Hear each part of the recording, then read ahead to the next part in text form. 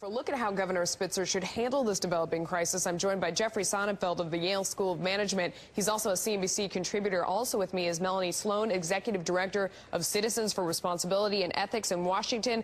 Jeff, let me start with you in the question of the hour, because perhaps you heard our guest debating it at the top saying he has not resigned. What do you think he should do, and what do you think he will do?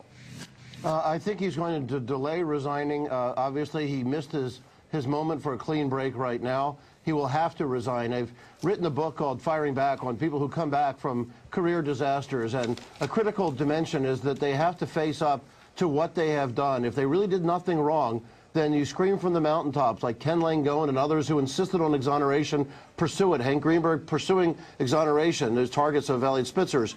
But if you did something wrong, contrition is critical. It has to be prompt. And then you've got to start making amends, showing you're not going to do it again. But boy, he's got to step out of office right away. You know, there are two types of calamities: those that happen to ourselves that are disastrous, and those that happen to others, which seem to be, amusing, and also bring opportunities to others. And I think there are plenty of beneficiaries of this, and obviously there's a lot of Schadenfreude humor.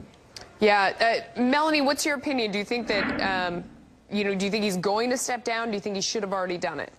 I think he should have already done it. If the allegations are true, Governor Spitzer not only used the services of a prostitute, he violated a federal law, the Mann Act, by inducing a prostitute to cross state lines for the purposes of engaging in a sex act. And that's illegal. That carries up to a 20-year penalty. That's a really serious crime. We're talking about a felony. A sitting governor who has put himself up as a poster boy for public morality cannot be found to be violating federal law.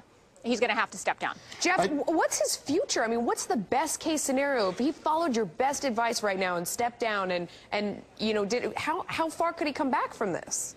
Well, I think Melanie's exactly right. He should be shaking in his boots that he has actually violated a federal law here, the Mann Act of Slave Trade Act, that's got to worry him a lot more than just losing his job right now or his legal license. He has to deal with his family. He's got to deal with tremendous repercussions, and his career ought to be the last of his concerns right now. This guy has gone from what had been like a Frank Capra inspirational story of morality to a Shakespearean tragedy, and his comeback.